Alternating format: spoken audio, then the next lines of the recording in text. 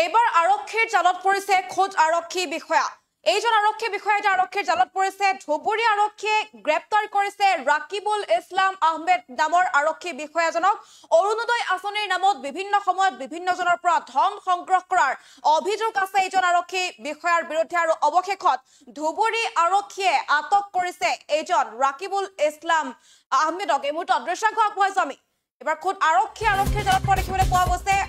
অৰুণোদয় আঁচনিৰ নামত বিভিন্ন সময়ত বিভিন্নজনৰ পৰা সংগ্ৰহ কৰিছিল ধন আৰু গুৰুতৰ অভিযোগ উত্থাপন হৈছে এইজন আৰক্ষী জোৱানৰ বিৰুদ্ধে।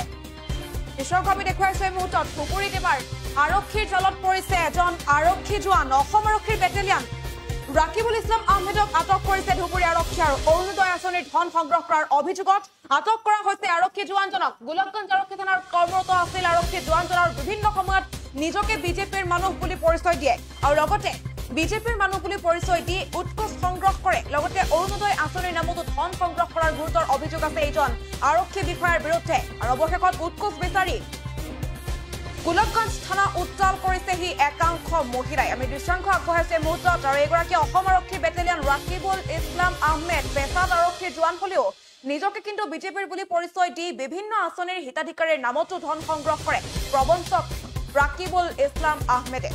ধুবুৰীৰ বিভিন্ন ঠাইত বহু লোকৰ পৰা অৰুণোদয় আঁচনি দিয়াৰ নামত ধন সংগ্ৰহ কৰিছে বুলি একাংশ মহিলাই জানিবলৈ দিছে। আৰু থানাৰ ভিতৰতে মহিলাসকলক অভব্য আচৰণ কৰাৰো অভিযোগ উত্থাপন হৈছে প্ৰবঞ্চক ৰাকিবুলৰ বিৰুদ্ধে। আৰু ধন ঘূৰাই নাপাই অৱশেষত আদালতত কাষ চপাৰ হুংকাৰ প্ৰবঞ্চিত মহিলাসকলৰ। আৰু বৰ্তমান ৰাকিবুল ইছলাম আহমেদক ধুবুৰী সদৰ থানালৈ লৈ অহা হৈছে বুলি জানিব পৰা গৈছে। দৃশ্যাংশ আগবঢ়াই আছো আমি এই মুহূৰ্তত।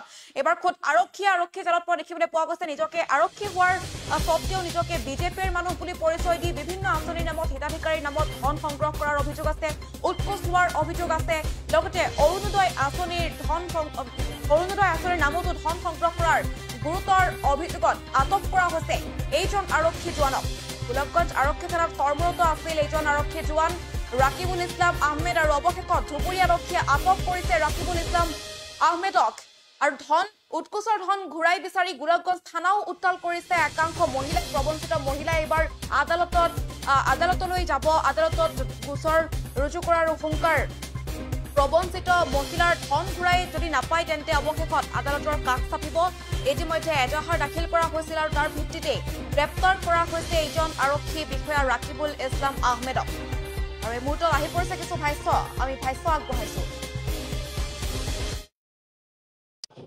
আজি আমি ধুবুৰীৰ পৰা আহিছোঁ। মই ধুবুৰী নিখিল ভাৰত গণতান্ত্ৰিক মহিলা সমিতিৰ ছেক্ৰেটাৰী হয়। আমাৰ তাতে এই ডিপাৰ্টমেণ্টত কাম কৰা ৰাকিবুল ইছলাম নামৰ এজন মানুহ। তেওঁ মানে আমাৰ ধুবুৰী ঝগড়াপাৰৰ পৰা বেলেগ বেলেগ ঠাইৰ পৰা চবৰে পৰা অৰুণোদয় দিম বুলি টকা লৈছে। এতিয়া আমাৰ তাতে দুখীয়া অশিক্ষিত মানুহ, সিহঁতে ইমান দূৰ বুজি নাপায়। আৰু বিজেপিৰ নাম ক'লে আজিকালি চবে অন্ধ হৈ যায়। তেওঁলোকে পাৰ্টিৰ নামত বদনাম দি এই প্ৰতিটো দুখীয়া মানুহৰ পৰা 1000 কোটি টকা লৈছে। তেওঁৰ লগত আৰু এজন আছে ছাইফুল ইছলাম নামৰ মানুহ, তেওঁক ৰিচিপ্ট কৰাই ছিগনেচাৰ কৰি লৈছে। নিজে চাকৰি কৰা নাই, হয়তো ছিগনেচাৰটো কৰা নাই, কিন্তু তেওঁৱে গোটেইখিনি লিখিছে। আৰু আজি আমি ইয়াত আহি কৈছোঁ, তেওঁ যে এটা আইনৰ ডিপাৰ্টমেণ্টত কাম কৰা মানুহ, তেওঁ ভাষা ক'ব নাজানে। তেওঁ মহিলাৰ ওচৰত আঙুলি লৈ খেদি আহে, মই গুচাই দিছোঁ আপুনি দূৰত যাওক। তেওঁ আমাৰ মহিলাবোৰক কাৰ বেটিক তেওঁ কালি বোলে খেদি লৈ ফুৰিছে। তেওঁ যদি থানাৰ ভিতৰত যদি খেদি লৈ ফুৰিছে মাইকীজনীক, তেওঁৰ কি একশ্যন কিয় হোৱা নাই? আৰু আজি মই চৰকাৰক জনাব খোজোঁ, বিজেপিৰ নাম কৰি যদি তেওঁলোকে এনেবোৰ টকা লৈ থাকে, তেনেহ'লে বিজেপি চৰকাৰে কি ইহঁতক প্ৰশ্ৰয় দিছে নেকি এইবিলাক অন্যায় কৰিবলৈ? সেইকাৰণে তেওঁক ইমিডিয়েট তেওঁৰ কাৰণে এটা ব্যৱস্থা ল'বলৈ মই চৰকাৰক অনুৰোধ জনাওঁ যে ইমিডিয়েট যাতে এইটো আমাৰ চৰকাৰৰ বদনাম নকৰাকৈ এইবিলাক মানুহৰ যেন এটা একশ্যন লয়, তাৰ কাৰণে মই অনুৰোধ জনাওঁ। 50 জনৰ পৰা টকা লৈছে। এতিয়া দুখীয়া মানুহবোৰ টকা নাপায়, অৰুণোদয়ৰ কাগজ দি পোৱা নাই। তেওঁ সেইটো প্ৰলোভন দেখুৱাইছে যে মোক 1000 কোটি টকা দিয়া, মই সোনকালে তোমালোকৰ টকা পোৱাই দিম। এতিয়া এই মহিলাবোৰক তেওঁ বেয়া ব্যৱহাৰ কৰি আছে। থানাত চবৰে সন্মুখত মহিলাবোৰক বেয়া ব্যৱহাৰ কৰি আছে। আৰু তেওঁ মহিলাৰ লগত ব্যৱহাৰ কৰিব নাজানে।